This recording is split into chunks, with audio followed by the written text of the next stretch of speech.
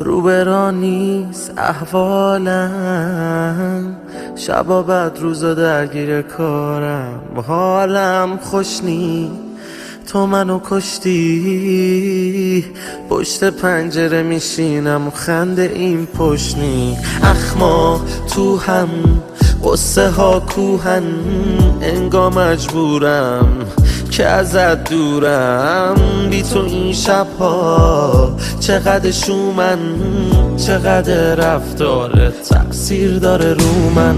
نه میتونم جلو تیم بحث رو بازش کنم، نه میتونم با غم تنهایی سازش کنم. نه غرور اجازه میده که به تو خواهش کنم، ولی من دلم پر میزنه موهاتو نوازش کنم. نه میتونم جلو تیم بحث رو بازش کنم، نه میتونم با غم تنهایی سازش کنم. نه غرور اجازه میده که به تو خواهش کنم، ولی من دلم پر میزنه موهاتو نوازش کنم.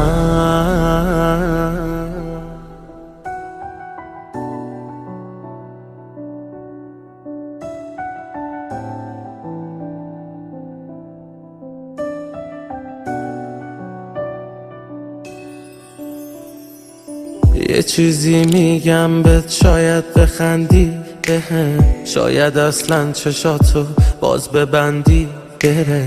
یه چیزی میگم فقط در حد گله، اذیت میشم بس که چشمات خوشگله. یه چیزی میگم یه چیزی میشنوی، ما تو هر زمینه ای میکنیم پیشروی. حالام که حرف دله حرفشو میشنویم، تو میخوای بش